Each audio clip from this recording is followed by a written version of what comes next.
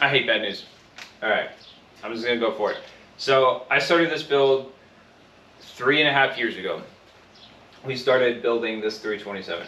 3.5 years ago, uh, I was starting my first year of business school. Had just graduated from community college, so money was really tight. Uh, really tight. Okay, so I ran Summit Racing valve train stuff on here. Okay, and there's nothing wrong with Summit Racing stuff per se, because most of it is relabeled other brands. Okay, so Summit cam could be a Melon cam, a Niski cam, whatever it is. It changes based off, no matter what Summit Racing part you're buying, torque converter, whatever it is, you're buying someone else's stuff, right? It's whoever had the cheapest contract that year. That's really what it comes down to.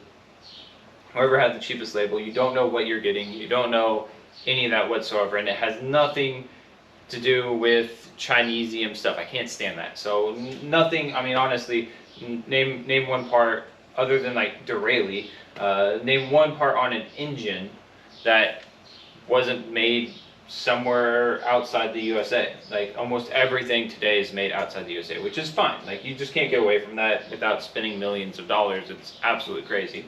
But so valve train gave out on me. The rocker arm on both rocker arms on cylinder number 6 gave out on me after the last video where I was testing these coolers and taking it on a ride to get the fans to kick on.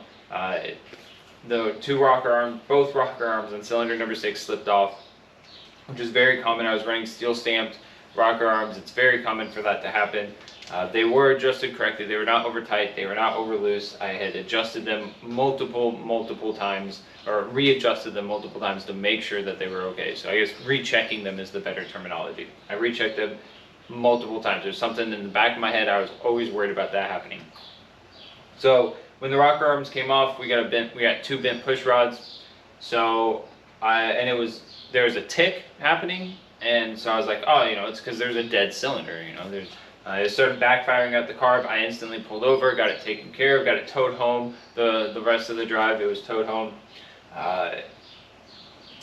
Worked with ProForm to get a whole new valve train assembly. They gave me 1.6 roller rockers, a distributor, all sorts of really cool stuff. The distributor was also Summit Racing, cam was Summit Racing, lifter Summit Racing, rocker arm Summit Racing, all that stuff was Summit Racing. So new push rods, new valve springs, beehive valve springs in the last couple weeks. I had recorded it, but due to this, it's not usable content. But anyway, so all that, and then the tick, knock, whatever you want to call it, is still there, and it increases with RPM. Don't know what 100% sure it is right now, but the engine's got to come out, and if this block is still usable, these heads are not going to be reused. The intake's not going to be reused. The carburetor's not going to be reused. The top end of it is going to be completely different. We're going to be making a lot more power. We're kind of going more. You guys know every time I pulled this engine out, I've gone a little bit further out into the deep end on it. So it's really hard to keep talking about. It just sucks. This just sucks. I shouldn't have gone cheap. I was on a really tight college budget. I shouldn't have gone cheap like I did. I should have. It wasn't a lack of labor. There tons of labor and research went into this. Everything was part matched. The cam was matched with the heads. The heads was matched with the cam. The intake manifold was matched with all of it. The carburetor was it's still 650 CFM. It's a Brawler 650 CFM carburetor. It's a lower end Brawler carb. It's not top end, but the CFM rating was matched with everything. The spark plugs was matched with the heads, the timing gear, everything was exactly what it needed to be for this build. So it was not a lack of trying, it was just a lack of budget. So that really bit us in the butt. But it is what it is. We can't change it, and no one's going to be able to say something in the comments that I haven't already told myself. I imagine everyone's probably thinking he's young and doesn't know what he's talking about. Well, where's your guys' engines? But that's besides the point. Doesn't matter. All that matters is we're getting this engine out, and so I have been working on videos. So all of June was spent finding correct valve train parts, matching the valve train geometry exactly, getting it all figured out, getting all the parts ordered in. There's a huge part shortage right now. It's really hard to find parts. So that was part of the issue, was waiting on that. It took me like 3 weeks to get everything in, and then about a week to install everything. And so,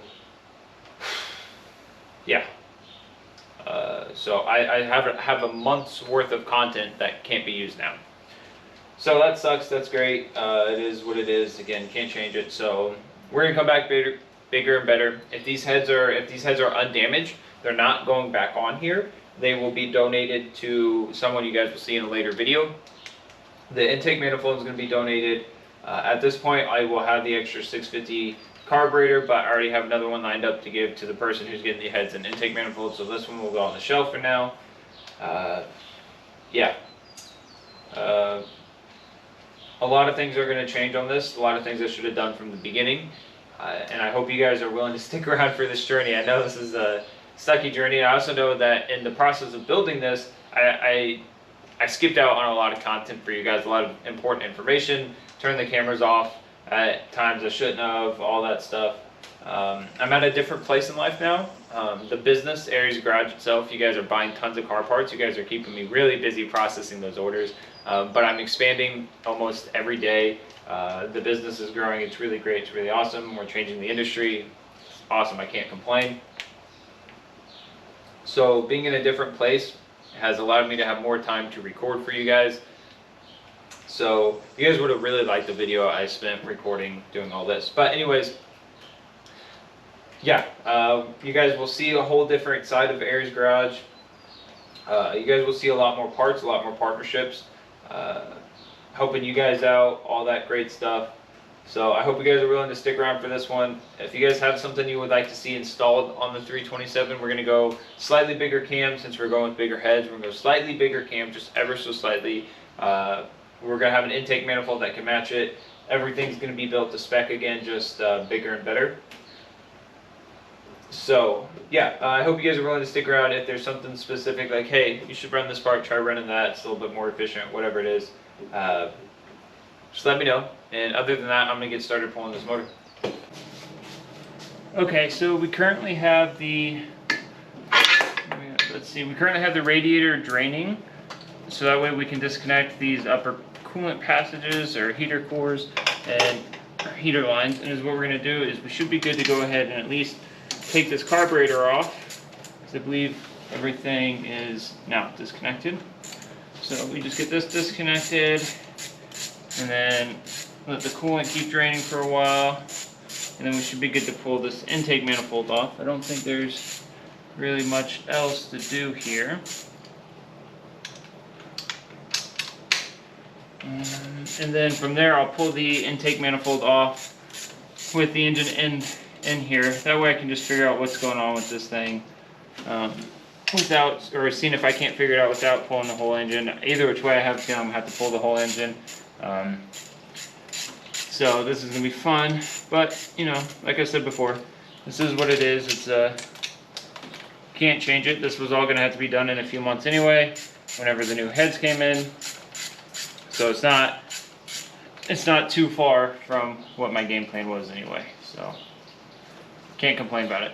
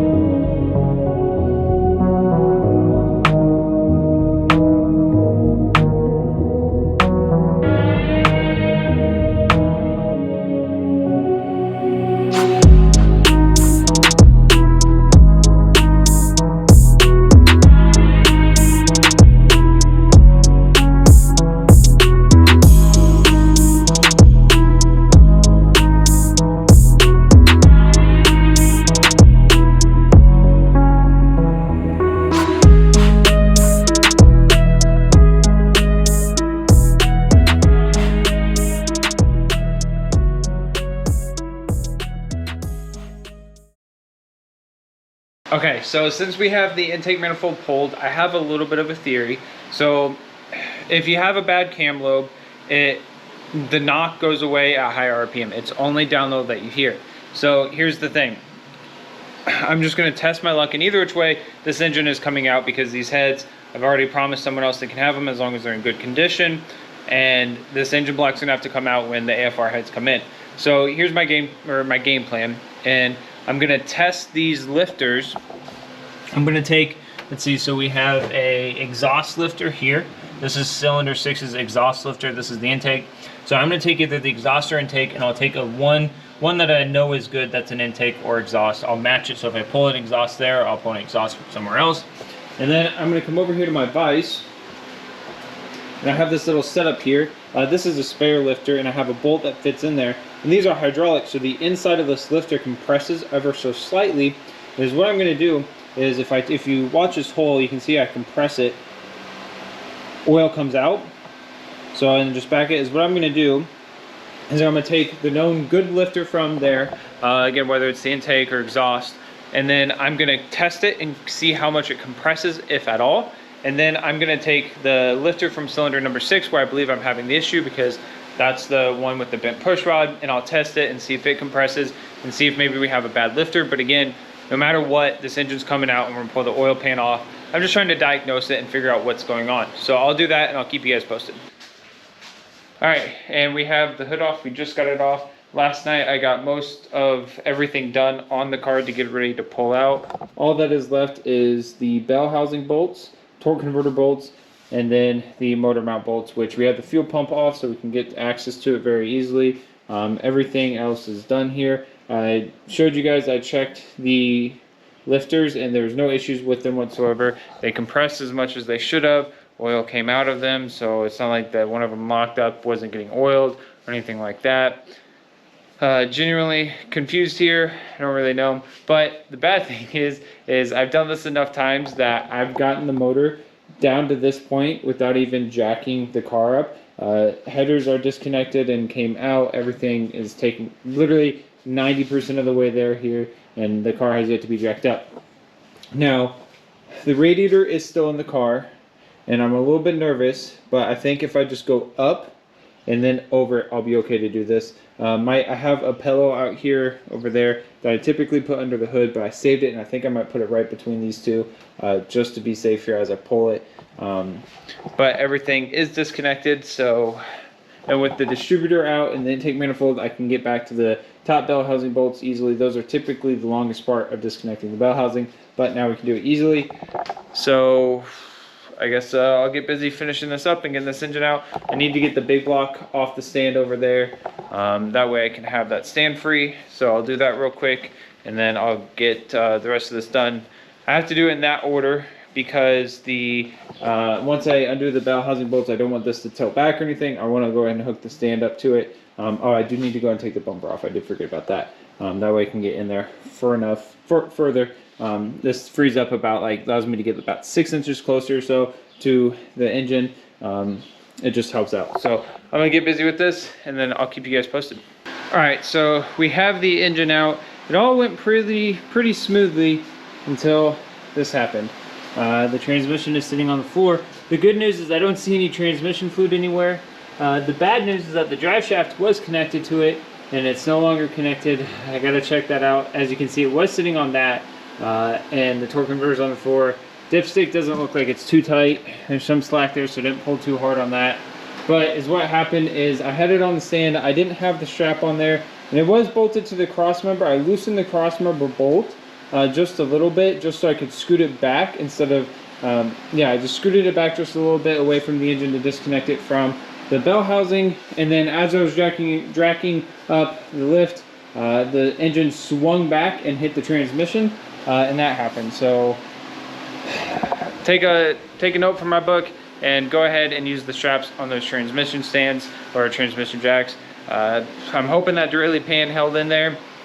I mean, I was thinking about having to swap transmissions anyway because of horsepower limits on the new build. So we'll see. We got to figure it out. I need to inspect everything, make sure it's all okay now. But this is where we're at. Again, that sucks. I hate that. The good news is it did catch on the exhaust pipe. So hopefully it didn't bend that, but hopefully that helped soften the blow. It didn't make it as far as a fall. So we'll see. That's gonna absolutely suck. Not looking forward to getting that out of there. Speedometer cable hopefully is okay. All right, I'm gonna get this engine over to where I need it, and then I'll pull the head off and see if there's any damage.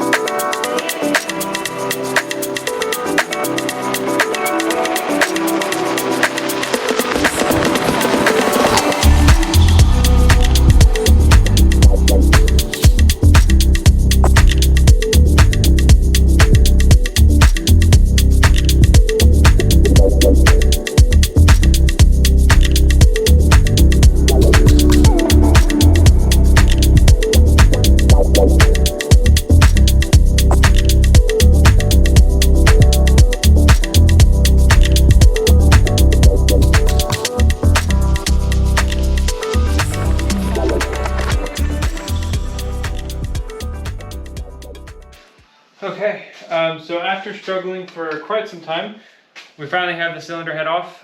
Hopefully you guys can see. I'm going to take it off, turn around, put it on, and this has not come off yet. I had to use the engine hoist to get it. I have no clue what to expect.